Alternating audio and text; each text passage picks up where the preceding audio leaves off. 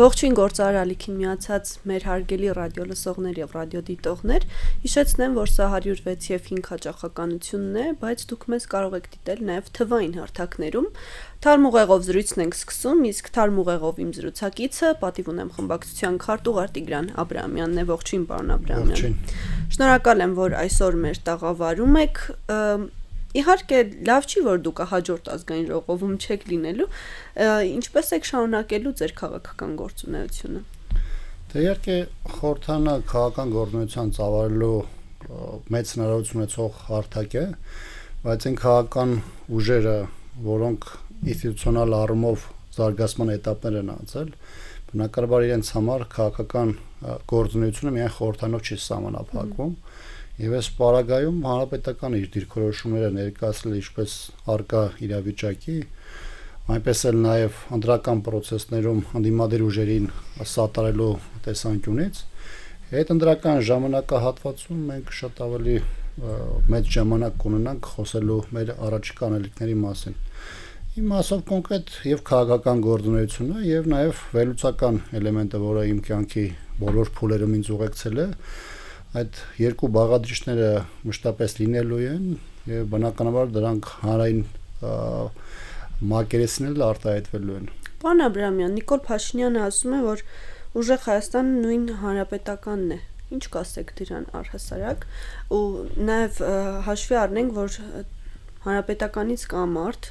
ով ներգրաված է ցուցակում Ամիկոն Ասլանյանը։ Ու երևի դա է կասկածներ առաջացնում։ Իշխող ուժը ընտրական փուլում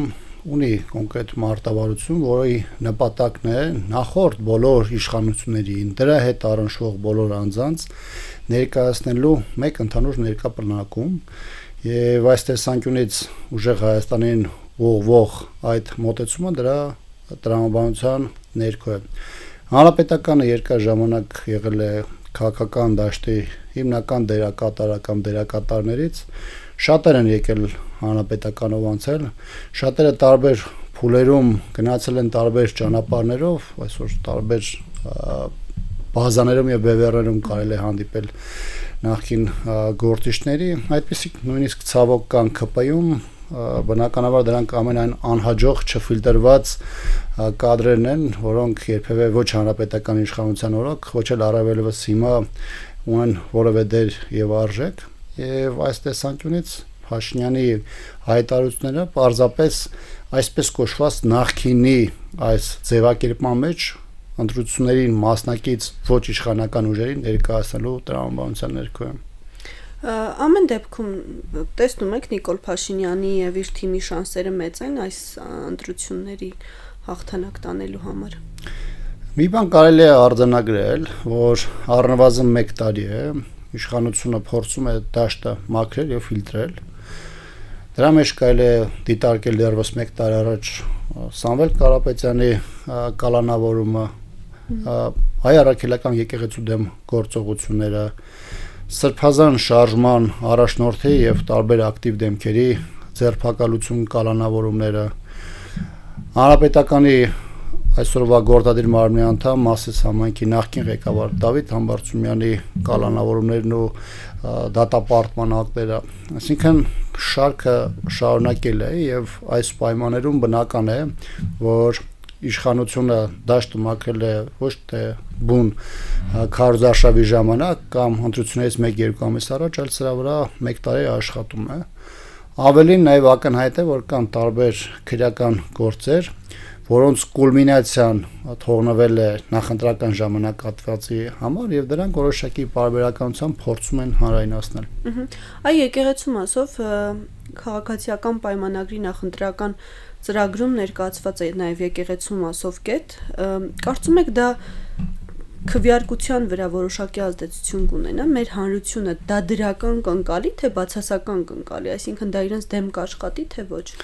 Տեսեք, թեև այդ կետը ներառված է, բայց քարոզարշավը լրիվ այլ առաջնահերթությունների ներքո է կառուցում, ավելին եթե նկատել եք, այս վերջին շրջանում Փաշինյանը եկեղեցու եւ նրա առանձին հոգեվորականների դեմ ագրեսիվ, ակտիվ որևէ գործողություն չի ել, կոնե երևացող մակարդակում իրականացնում, լավ հասկանալով, որ դա ընտրական փուլում իր դեմ է աշխատելու։ Այդ կետը ներառվել է հետևյալ պատճառով, որպեսզի իշխանության հնարավոր վերարտադրման պայմաններում Փաշինյանը հայտարարի, որ ժողովուրդը իմ նախընտրական ծրագրին տվել է հավանություն, որում նաև այս կետն է հաշվի առնում եւ նրա կողմից գործողությունները, ապօրինություններն ու անօրինականությունները, որոնք արդեն իսկ դրսևորել են, փորձի դրա շղարշի ներքո, այսպես ասած, լեգիտիմացնել։ Դրա նպատակը միայն դա է եղել։ Եվրոպական քաղաքական գագաթնաժողովը տեղի ունեցավ ու քննարկումներ շատ էին, որ սա բավականին շատ ձայներ բերեց Նիկոլ Փաշինյանին ու կարծես թե եվրոպական կողմը առհասարակ արևմտյան թևը բավականին լավ աջակցում է Նիկոլ Փաշինյանին եւ սատարում է իր ընտրությանը։ Ինչ կասեք այս մասով ու արդյոք կուլիսային որոշում կա ներքին, որ ամեն դեպքում պետք է համատեղ ջանքերով անել այս ամենը։ Նախ այն բոլոր ծրագրերն ու գործողությունները, որոնք իշխանությունը փորձում է ներկայացնել որպես հայտնագործություն կամ տեղի ունեցող նոնսենս, դրա ֆունդամենտը դրված է եղել հանրապետական կառավարության ներքո, բանակցված եւ 2017 թվականին ստորագրված Եվրամիության հետ ստորագրված SEPA-ի պայմանագրով։ Սկսած այդ հայտնի ռասկրուտկա եղող վիզաների ազատականությունից վերջացրած տարբեր բարեփոխումներ, որոնք հիմա իշխանությունը փորձում է ներկայացնել որպես նորություն։ Ավելին ասեմ, 2017-ի այդ փաստաթուղթը, որը ստորագրվել էր հանրապետականի կողմից, ժամանակի ընթացքում մոտ 3-4 տարի այս իշխանությունը տարել է եւ բարես բուն իմաստով մերցրել է, կներեք բարես համար, որովհետեւ դրա process-ի վրա որևէ ակտիվ քայլ չի իրականացրել։ Պահել է ընտրական փուլի համար միգուցե, նոր սկսել է թեմայի հետ կապված բանակցություններ ակտիվացնել, դրանից բխող որոշակի միջոցառումներ իրականացնել եւ այլն։ Բայց դրա ֆունդամենտը բանակցությունների հիմնական ընթացքը դա տեղի ունեցել հանրապետականների ժամանակահատվածում եւ հաստատուղթը SEPA-ի կնքվել է 2017 թվականին։ Նաեւ մի բան էլ ասեմ, նույն Եվրամիության անդամ երկրները այդ հաստատուղթի կետերից մեկում ամրագրել են։ Դուք ասում եք, որ լավ ժառանգություն եք թողել Նիկոլ Փաշինյանին, Նիկոլ Փաշինյանը հակառակն է։ Մի կարևոր բան ասեմ, տեսեք 2017-ի այդ հաստատուղթում նաեւ ամրագրված էր Լեռնային Ղարաբաղի հակամարտությունը 3 հայտնի սկզբունքների հիման վրա, այդ թվում ինքնորոշման իրավունքի։ Այսինքն այն նաև եվրոպական երկրները, որոնք սատարում են, աջակցում են, ասում են, որ Նիկոլ Փաշինյանը ճիշտ է վարվել Արցախը, Ադրբեջան հայտարարելով, նրանք այն պետություններն են ներկայացնում, որոնք ժամանակին այդ փաստաթղթում ամրագրվել էին Արցախի հարցի հանգուցալուծում, այդ թվում նաև ինքնորոշման իրավունքի հիման վրա։ Ինչ վերաբերում է վատ կամ լավ ժառանգությանը, կարծում եմ, որ շատ ակնհայտ է, որ իշխանությունը ունի մի մոտեցում, որը կարծում եմ եզակի չէ իր իրավիճակով Հայաստանի համար, որը կարևոր է, լավ է, ճշմարիտն է, նրանք համարում են, որ դա իրենց բերածն է։ Այն ինչ որ իրենց համար որևէ փուլում խնդիր է հարուցել, դրանք համարում են, որ դա վատ ժառանգությունը, որը հասել է իրան։ Մի օրինակ բերեմ, 3 մոտ տխրահրճակ պաշտոնյա էր եկել եւ ազգային ժողովում խոշորացման մասին նախագիծ էր ներկայացնում 3 նոր տարբեր մարզերի 3 համայնքների խոշորացման մասներ խոսքը ու խոսում էր դրա մասին, որ իրենք դրա վրա աշխատել են, սա արել այն բանում պայմաններում, երբ որ խոշորացման թեման բավականին խորքային եւ բովանդակային քննարկումներ անցել է օրինակ սրանից մի 15 տարի առաջ եկել է process-ը սկսել է հանրապետականների իշխանության ժամանակահատվածում իրանց փուլում էլ սա այս process-ը շարունակություն է եղել այդ մարդը հենց էր խոսում ամբյուրս կողքից չիմացող մարդը մոտ տպավորություն կարող է լինել որ այս վերջին 1-2 տարին քննարկում սկսվել է process-ը մեկնարկել է այնպես որ մեր երկրում այսօր շատ են process-ները որոնք եկել են հասել են ինչ որ հաջող կետի եւ հանրության համար ընդունելի կետի բայց դրանց ճնշող մեծամասնությունը իր քննարկումների եւ ֆունդամենտալ փաստաթղթերի առումով որևէ առնչություն չունի գործող իշխանության հետ։ Իշխանության այն սիրտ շահող թեզերի շարքում այդ թեզ ասենք կամ կայացրած որոշումների դպրոցների մանկապարտեզների կառուցումը, թոշակների բարձրացումը, բանակի թվի ժամկետի կրճատումը, դրանց ազդեցության մասին էլ եկեք խոսենք։ դե գիտենք, որ շատերը դա որակում են նաև ընդդիմություն հաճախ հենց ընտրակաշարք, բայց ինչը օրենքի շրջանակում է տեղի ունեցել, օրենք չի խախտվել ամենայն դեպս։ Ոնց կմեկնաբանեք դա ու ոնց է դա ազդում հանրության որոշման վրա։ Իմիջիալոց այդ դպրոցների եւ մանկապարտեզների կառուցման ծրագիրը եւս եղել է եւ մեկնարկել է հանրապետականի կառավարության ժամանակահատվածում, բանակցությունները եղել են այդ ժամանակ, դեռևս 14, 15, 16 թվականներին մեկնարկը դրվել է այդ փուլում։ Այն ինչ որ անում է իշխանությունը, դա հանրապետականի բանակցացի արդյունքն է, որի պատուղները պետք է երևային 2, 3 կամ 4 տարի հետո, երբ որ գումարներ գա ներդրում, 15-ի մեկնարկել է, բայց 4 տարվա ընթացքում ոչինչ հնարավոր չի եղել։ Բանակցություններն ա սկսել այդ ժամանակ 15 կամ 16 թվականին ա սկսել, ես այդ ժամանակ կառավարությունն էի դեպ աշխատում եւ շատ լավ հիշում եմ, որովհետեւ տարբեր բնույթի քննարկումների նաեւ մասնակից ես եմ եղել, ոչ թե որպես ակտիվ մասնակից, որտեղ իմ ոլորտը չի եղել, բայց իրավիճակի բերումով դրան մասնակցություն ունեցել եմ։ Նույնը վերաբերում է այդ ջրամբարների շինարարությանը։ Ջրամբարների շինարարության մեկնարկը եղել է հանրապետականի ժամանակահատվածում։ Բանակցությունները տարբեր ֆինանսական միջազգային կառույցների ֆինանսավորման հետ կապված մեկնարկները նույն այդ վեդի ջրամբարի մասն է խոսում, կապսի եւ այլն, այսինքն դրանք ամբողջությամբ եղել է բանակցված, նաեւ միջազգային գործընկերների հետ համաձայնություն ձեռք բերած հանրապետականի իշխանության ժամանակահատվածում։ Ավելին ասեմ, նույն զինված ուժերի հետ կապված էլ հացածիկ պաշտպան հայրենաց ծրագիրը։ Պաշտպան հայրենաց ծրագիրը 2017 թվականին հիմնված ես եմ ծրագրի որոշակի փոփոխված տարբերությունն է։ Ծրագրի շարունակությունը մի քանի տարբերությամբ։ Առաջինը 2017-ին այն ներդրվել էր 3 տարով,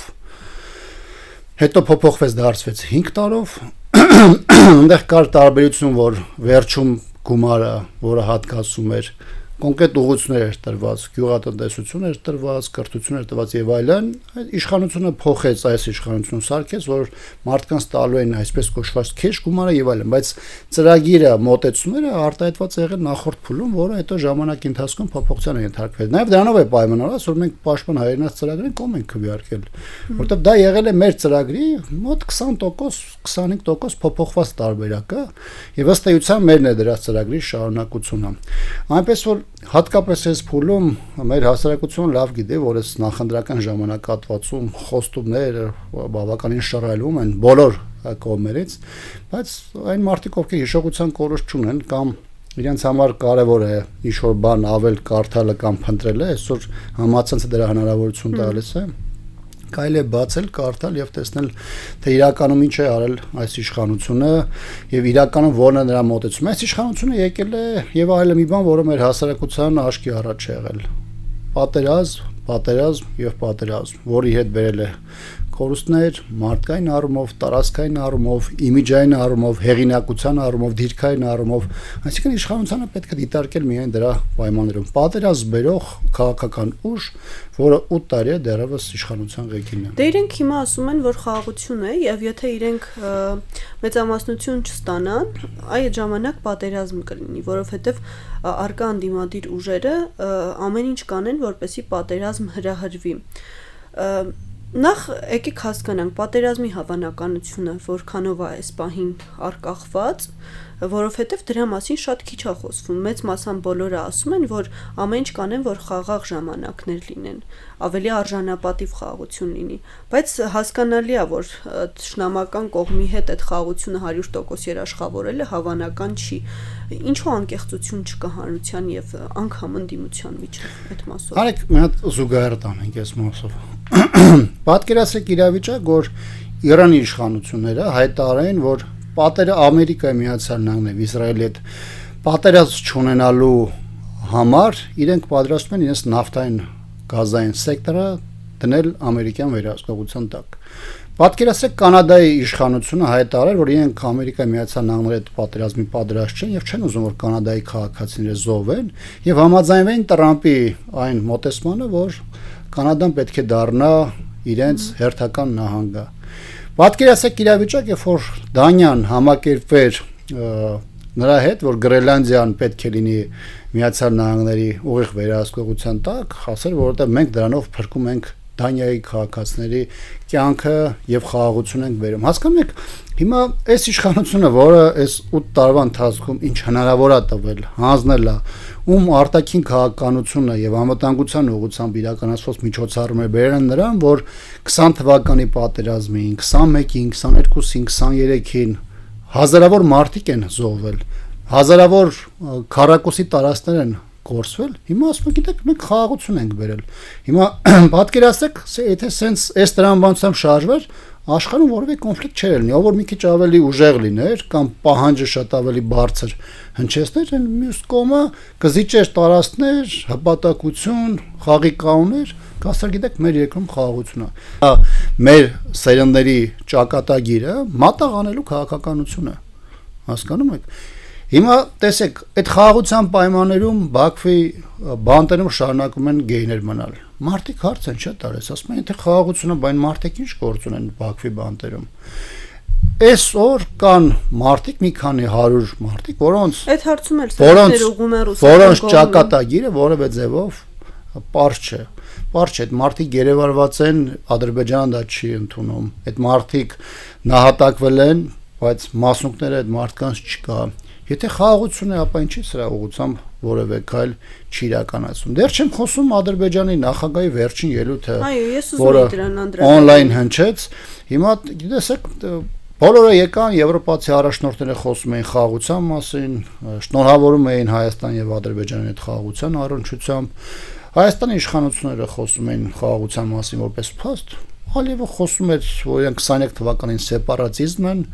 կանգնեցրել, ռազմական հանցագործները այս պահին ճակերտավոր բանտերում էին եւ այլն։ Հասկանում եք, ինչ է սա նշանակում։ Իդեպ սրան ուզում եմ նաեւ միացնել 3 Արցախի ազգային ժողովի նախկին նախագահ Դավիթ Իշխանյանի նաեւ հայտարարությունը, որում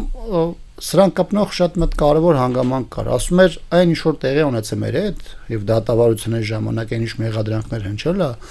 դա ոչ թե մեզ է ուղղված եղել, դա եղել է ուղղված հայկական պետականությանը։ Ինչի համար է սա ասում։ Պատական ձևակերպներ չի տվել Ալիևը։ Սեպարատիզմում ում է մեղադրում, Ղարաբաղցին չի մեղադրում, ինքը մեղադրում է Հայաստանը 3 տասնամյակ մեղադրվել է Հայաստանը սեպարատիզմի մեջ, ագրեսոր լինելու, օկուպանտ լինելու։ Այսինքն այդ քեսերը, որոնք պատրաստվում են մեղադրանքներով, այնտեղ այդ ճակերտավոր վճիրներով, սեպարատիզմի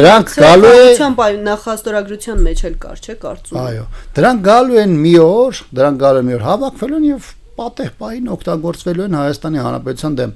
Այդ ժամանակ կարող Փաշինյանը ոչ իշխանության լինի, ոչ առհասարակ ֆիզիկապես կարող է այլևս չլինել, այսինքն չգիտենք էդի որ տարին, որ ժամանակահատվածում կլինի, բայց այն որ Ադրբեջանը մեր դեմ աշխատում է ու դա տեղի ունենում Հայաստանի իշխանությունների լոյալության պայմաններում կամ Հայաստանի ղեկավարների շնորհակալությունների ներքո, հասկանում եք, դա խոսում ենք այն մասին, որ այդ խաղաղությունը ընդհանրապես արձանագրումն է ադրբեջանական խաղի կանոնների հաստատման եւ կոնտրոլը իր ձեռքում գտնվելու մասին։ Իսկ ո՞նց է կարծում Ալիևի ելույթը ո՞նց ընկալվեց եվրոպական համայնքի կողմից, ղեկավարների կողմից։ Արդյոք ակնհայտ երևում էր, որ Ալիևը իր գծով է շարժվում եւ կապ չունի ես եվրոպական համայնքի հետ, այսինքն օտար ինքը մի մարմիներ այդտեղ։ Գիտեք, Եվրամիության արտաքին գերատեսչության ղեկավարը դրանից հետո գնաց Ադրբեջան, որովհետեւ նրա ելույթի հիմքում այն է, ինչ որ տարիներ շարունակ մենք տեսնում ենք, էներգետիկ անվտանգություն, էներգետիկ մասով համագործակցություն։ Այսօր Եվրոպան առավել քան երբևէ կարիք ունի էներգետիկ հնարավորությունների ապահովմանը, դեռ չեմ ասում, որ իրանական այս թեմայի խորացումը առաջնահերթին խնդիրներ ստեղծել է Եվրոպայի համար, եւ բնականաբար այս փուլում Ադրբեջանի կողմից էներգակիրների մատակարարները Եվրոպայի համար բավականին կարեւոր են։ Թե որոշակի պարբերականությամբ, բանաձևերով, որոշումներով ադրբեջանական ներկայությունը եվրոպական համայնքում կասեցվում, իջեցվում կամ թուլացվում է, բայց բնականաբար շատ ավելի կոշտ չեն լինում, որովհետև կա էներգետիկ անվտանգության հարց, որը որոշակի մասով Եվրոպան ապահովում է Ադրբեջանի հաշվին, եւ Ադրբեջանի ներկայությունը եւ նաեւ 28 թվականին Ադրբեջանում է իրականացել այդ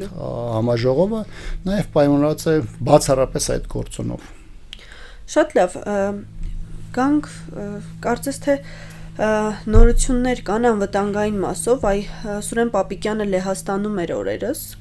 դեռևս այնտեղ է, կարծում եմ, եթե չեմ սխալվում, եւ հայտարարվել է, որ համատեղ զորավարժություն է տեղի ունենալու։ Այդ մասով մենք լեհական կողմից ինչ ակնկալիքներ ունենք եւ այս համատեղ զորավարժությունը ինչ ձևաչափով ու կոնցեպտով է լինելու։ Որքան ես հասկացա, դա լեհական կողմի առաջարկն է եղել ռազմական համագործակցություն զարգացման առումով, բայց սա առաջնորդի մոտ մեկ այլ հարց առաջացրեց։ Հայաստանը, որը որևէ միջինից բարձր մակարդակի զորավարություն չի անցկացնում իր երկրում, հանկարծ փորձում է զորավարություններ համատեղ անցկացնել Լեհաստանի հետ։ Օրինակ վերջին անգամ եք լսել Հայաստանում զորավարությունների անցկացման մասին։ Ես նկատի չունեմ գումարտակ օղա կամ ինչ-որ սահմանափակ այլ զորատեսակների հետախուզություն, կապ բան եւ այլն եւ այլն։ Ես խոսում եմ, ասենք, զորամասից բարձր կորպուսներ, ել չեմ ասում զինված ուժերի մակարդակով զորավարության մասին։ Գիտեք, այստեղ ուրիշ բաղադրիչ եմ տեսնում։ Տեսեք, որքան Հայաստանում ակտիվանում է Ռուսաստանին ուղղված հռետորաբանությունը, որը ամենաբարձր պաշտոնյաների կողմից արտահայտվում է։ Դրան զուգահեռ նաև որոշակի համագործակցություն է ծավալվում այն երկրների հետ, որոնց հետ Ռուսաստանը ունի չափազանց վատ հարաբերություններ։ Հիմա ես չեմ ուզում որ դա բաղադրություն ստեղծի, որ ես փորձում եմ Հայաստանի շահերը դիտարկել այն տեսանկյունից, թե որն է Ռուսաստանի համար կարևոր կամ վտանգավոր։ Խնդիրը սա չէ, խնդիրը այն է, որ ցանկացած քայլ, որը դու անում ես, պետք է հասկանաս դրա արդյունքը ինչ է լինելու։ Հենց դա է հետաքրքիր, նպատակը Լեհաստանի հետ զորավարժության ինչ կտա։ Ես կարծում եմ սա ոչ այնքան ուղղված է մեր զինված ուժերի մարտունակությանը, որովհետև այդ մեկ զորավարությունը որևէ բան չի տալու առանձնահատուկ։ Սա ավելի շատ հակառուսական քաղաքականության արտահայտումն է եւ Լեհաստանը պատական երկիր չէ, ՆԱՏՕ-ի առանցքային երկրներից մեկն է այսպես կոչված արևելյան ճակատում հակառուսական գործողությունների ծավալման տեսանկյունից։ Ես չեմ ասում, որ այս պարագայում Լեհաստանը պետք է հարաբերություններ չզարգացնել։ Մենք Լեհաստանի հետ տարբեր փուլերում ունեցել ենք նորմալ հարաբերություններ, բայց երբ որ քո երկիրը 1, 2, 3, 4, 5 եւ ավել միջոցառումների եւ հայտարարությունների համատեքստում դիրքավորվում է որպես հակառուսական հարթակ, բնականաբար այս պայմաններում ցանկացած քայլել, այդ թվում նաև Լեհաստանի հետ հնարավոր ռազմական համագործակցություն, այդ թվում զորավարժություններ եւ այլն, դրանք էլ սկսում են դիտարկվել ոչ այնքան դրա ռազմական բաղադրիչի, որքան դրա քաղաքական հետևանքների համատեքստում։ Պարոն Աբրահամյան, ամեն դեպքում հայ քաղաքական էլիտայի եւ ռուս քաղաքական էլիտայի շփումները մակերեսին են այդպես շատ վատ է երևում, թե իրականում այդքան սրված են։ Գիտեք, արտաքուստ միգուցե տարբեր գործիչներ պետական բարձր պաշտոններ զբաղեցնում, նկատի ունեմ Ռուսաստանում որոշակի դերաբաշխում ունեն, թե ով ինչը պետք է ասի։ Հիմա պարզ է, չէ, այն ինչ որ հնչեցում է Ռուսաստանի անվտանգության խորհրդի քարտուղարի տեղակալի Մեդվեդևի կողմից, դրանք ոչ անձնական կարծիքներ են, ոչ էլ ինչ որ պատահական մեջբերումներ, որոնք տեղի են ունենում, այսինքն կա որոշակի վերաբաշխում։ Այն, որ Հայաստանի եւ Ռուսաստանի հարաբերությունները ինչ էլ հրապարակային կհնչեն ռուսական կողմից, դրանք վաղուց անկման են գնում, դա ակնհայտ է։ Միակ մասը ակտիվությունը ապահովում է ԵԱՏՄ-ի բերած հնարավորությունները։ Ես կարծում եմ այդ անկումը հանգրվանային փուլ է, այդ անկման եղել է Պրագան 22 թվականին, որտեղ ռուսական կողմը մտածում էր միջև այդ, որ իրենք ընդհանուր իրավիճակներում ունեն իրենց մասնակցությունը, նաև որպես միջնորդի եւ այլն, Պրագան եղել է լրիվ հակառակ process-ը, արդեն նրանց հետո բլոկադա, Արցախի հարցն ա եղել եւ այլն, եւ սա այդ անկումը գնալով ավելի ընկել է։ Գիտեք, շատ է հարցադրում առաջ գալի, ասում են, բա ինչ անենք, եթե ռուսները սենց բան են անում, բա մենք սենց ոնց անենք եւ այլն։ Քաղաքականությունը եւ նաեւ քաղաքական պաշտոն զբաղեցնելը առաջին հերթին դա կոմպետենտություն է։ Այսինքն դու պետք է ես կոմպետենտ պաշտոնյա, պատասխանատու քո ամեն քայլի համար, քո քաղաքականությունը կառուցես այնպես, որից առավելագույնս շահ քաղի քո պետությունը։ Հայաստանում որևէ կոմպետենտ պաշտոնյա չկա, ես չեմ խոսում այն process-ների մասին, որոնք դիտմամբ նպատակողված տանում են տարբեր հարաբերությունների վերանայման կամ առավել եւս վերափոխումներին։ Ես խոսում եմ նաեւ տեղերում այն կոմպետենտության բացակայության մասին, որը արկա է եւ մեծ ցանկության պարագայում էլ որևէ արդյունք չի կարող բերել։ Շնորհակալ եմ ձեզ զրույցի համար, պարոն Աբրամյան։ Մեզ լսողներին եւ դիտողներին հիշեցնեմ, որ առաջին խոսափողի մոտ պատիվ ունեմ խմբակցության քարտուղար Տիգրան Աբրամյանն էր։ Վաղը կհանդիպենք, լավ եղեք։